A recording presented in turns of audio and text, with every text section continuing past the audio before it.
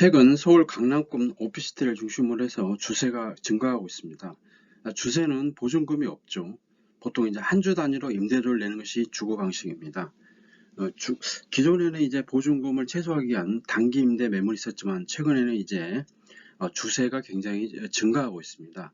우리가 통상 이제 임대 형태는 전세, 보통 이제 2년을 하죠. 월세인 경우에 이제 보증금이 없이 매월 차임을 내는 월세도 있고, 또 일정 보증금이 있고 월세를 내는 게 있겠죠. 그 다음에 이제 최근에 많이 늘어나고 있는 게 주세 정도 됩니다. 그러면은 주세와 그 다음에 월세, 전세에 대해서 한번 비교를 해보겠습니다. 주세는 단기적, 일시적 사용으로 이렇게 판단하기 때문에 주택임대차보호법이 적용하지 않습니다. 그렇지만 이제 월세나 전세는 이제 주세보다 도 저렴하면서도 주택임대차보호법이 적용되죠.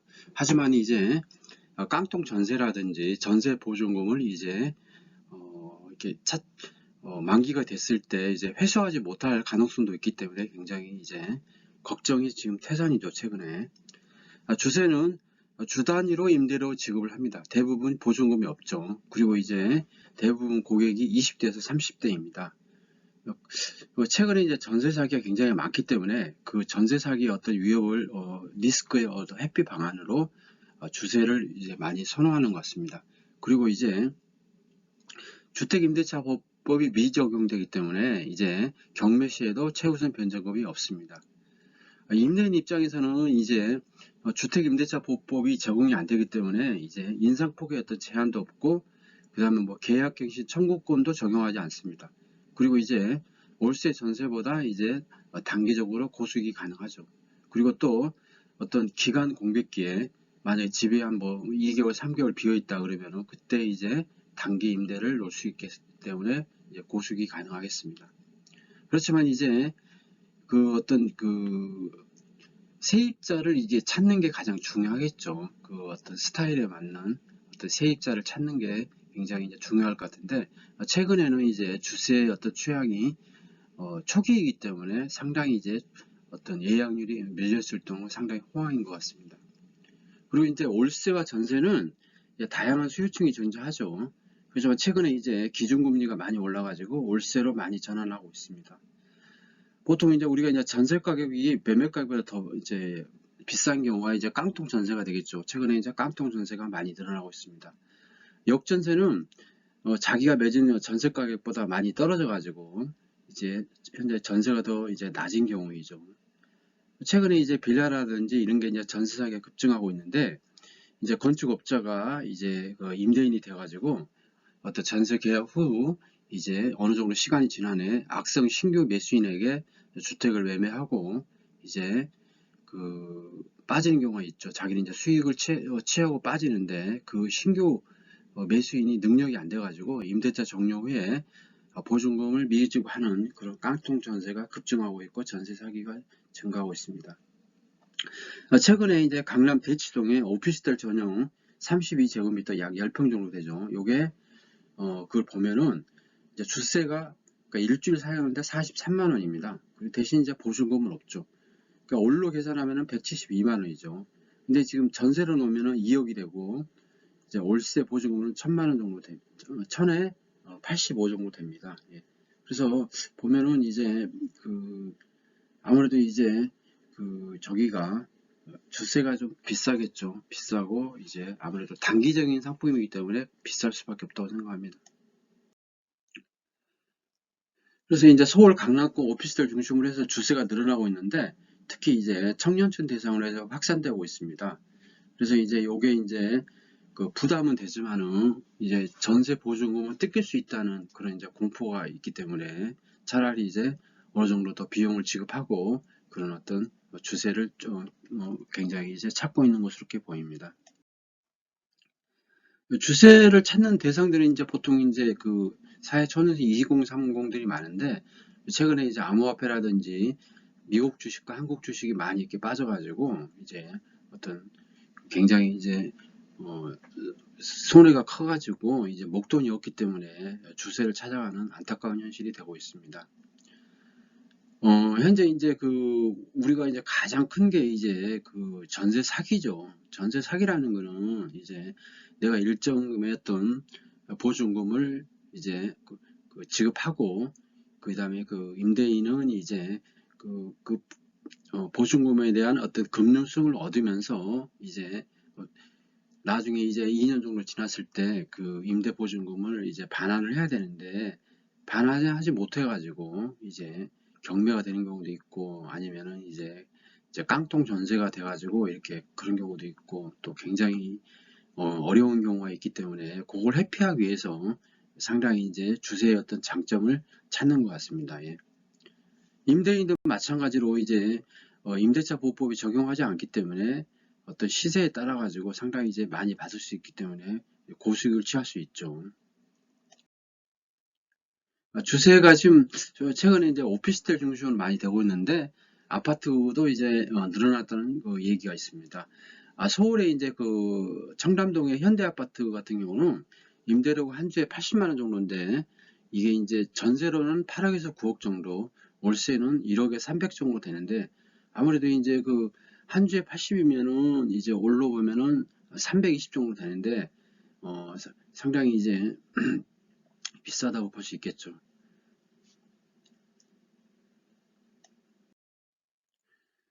주세를 이렇게 찾게 돼 있는 원인을 한번 찾아보겠습니다. 이제 앞으로 향후에 이제 우리나라가 이제 전세가 이제 낮아지고 월세라든지 주세가 굉장히 늘어날 것 같은데, 그 원인이 된 거는 이제 전세 사기를 보겠습니다.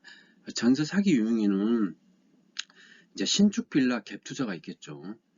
어떤 이제 대출이자 미끼 상품으로 한다든지, 아니면은 이제 신탁사의 어떤 거를 이제 숨긴다든지, 아니면은 공동 담보의 위험도 속이고, 그 다음에 국세 체납도 숨기고, 그 다음에 뭐 그런 거죠. 그 다음에 이제 선순위 보증금도 숨기죠. 왜냐하면 현재 보면 임대인이 동의해야 그걸 알 수 있기 때문에, 그런 어떤 선순위 보증금이라든지 그런 거라든지, 그 다음에 이제 대항력이라는 거는 이제 주택을 인도하고 주민 같은 이제 신고를 해야죠. 근데 이제 어떤 그런 대항력 조건을 이제 악용해가지고 뭐 이렇게 먼저 이렇게 뭐 저걸 한다든지, 같은 날 잔금을 받고 바로 이제 뭐 은행 가가지고 이제 바로 이제 또 어떤 근저당을 설정을 하고 대출금을 받는다든지 이런 거라든지, 그 다음에 특약을 이제 미준한다든지, 아니면은 월세를 전세로 속여가지고 한다든지, 가짜 주인한다, 이런 어떤 전세 사기가 엄청나기 때문에 상당히 이제 부동산에 대한 어떤 지식이 없다든지 이런 경우에는 이제 전세 사기에 노출됐다고 볼 수 있겠습니다. 근데 이제 최근에 이제 전세주택의 보증보험 의무화 방안에 대해서 이제 얘기가 많이 오고 있는데, 현실적으로 봤을 때 어떤 약자 보호를 해서 전세주택 보증보험이 이제 의무화가 되겠죠. 근데 현재 보면은 내가 돈을 냈는데, 전세 보증금을 냈는데 내가 돈을 찾기 위해서 내가 보증보험에 이제 의무화를 가입한다는 거는 상당히 이제 역설적이죠. 내가 돈을 이미 지급을 했는데 이제 그걸 또 이제 보증보험에 이제 의무화를 한다는, 원래는 이제 임대인이 그 돈을 이제 되돌려 주겠다는 그런 이제 보증보험 의무화가 필요하다고 생각을 합니다. 그렇기 때문에 현재 전세 사기가 이제 많이는 터지는 전세가가 1억에서 3억 정도 되는데, 이런 어떤 임대인의 주택 보증보험 가입 의무화를 검토할 필요가 있다고 생각합니다. 그러니까 그리고 특히 이제 임대업자가 일정 가구수 이상의 임대를 놓는 경우에는 이제 등록 임대 사업자가 아니더라도 보증보험 가입을 의무화해서 이런 어떤 전세 사기를 방지를 해야 할 것 같습니다.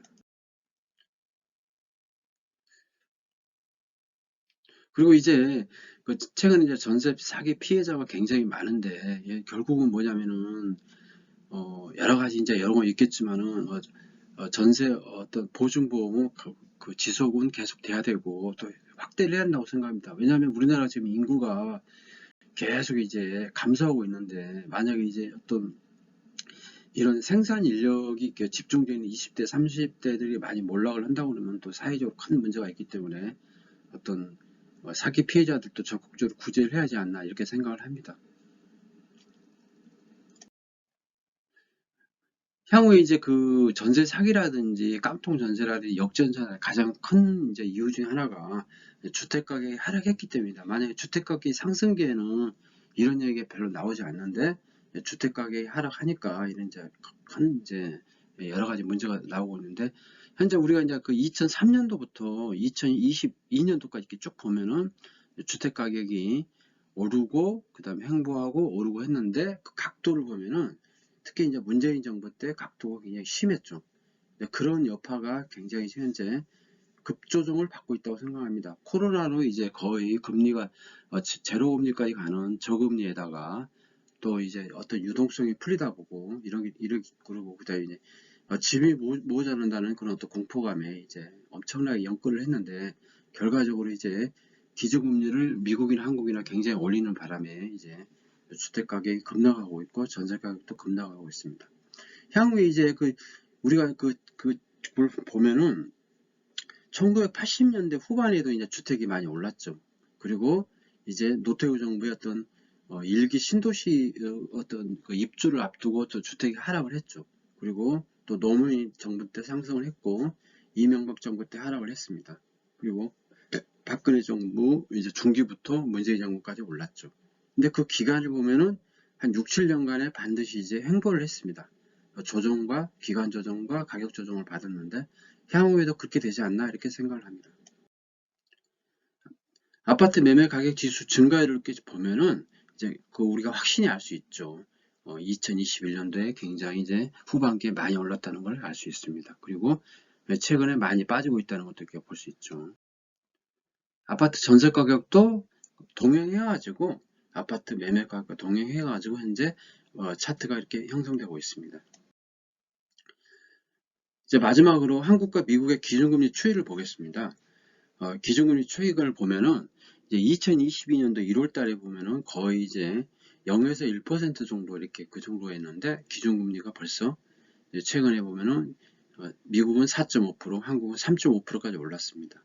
이 기준금리가 이제 인플레이션 영향도 굉장히 크겠죠. 물가 안정이 이제 최우선적이기 때문에 향후에 이제 앞으로 한 6개월에서 1년 정도까지는 이제 금리 인하는 굉장히 어려울 것 같습니다. 그렇기 때문에 당분간은 어떤 고금리 추이가 계속 지속될 것으로 보이기 때문에 상당히 이제 주택가격 하락과 조정이 예상됩니다. 지금까지 우리가 이제 그 부동산의 어떤 임대 형태가 이제 월세와 그 다음에 전세로 이렇게 주로 이루어졌는데 최근에 이제 전세 사기라든지 기준금리 인상이라든지 여러 가지 이제 그런 걸로 해가지고 이제 주세가 많이 늘어나고 있는데 주세의 비율이 서울 같은 데는 거의 한 5% 정도 된다는 얘기가 있습니다. 향후에 봤을 때 주세의 비중이 상당히 이제 앞으로 커질 가능성이 있기 때문에 우리가 주세에 대해서 어떤 장점이라든지 단점 같은 거 이렇게 봐야 할 것 같습니다. 가장 이제 장점은 그러겠죠. 이제 주세이기 때문에 보증금이 없다는 거, 그렇기 때문에 전세 사기 같은 거 그런 위험이 없다는 거죠. 근데 단점으로서는 주택임대차 보호법이 적용이 안 된다는 거, 그 다음에 이제 굉장히 월세나 전세에 비해서 비싸다는 거, 그런 측면이 있기 때문에 어떤 꼼꼼히 이렇게 살펴보고 그렇게 하는 게 좋을 것 같습니다. 구독, 좋아요 부탁드리겠습니다. 감사합니다.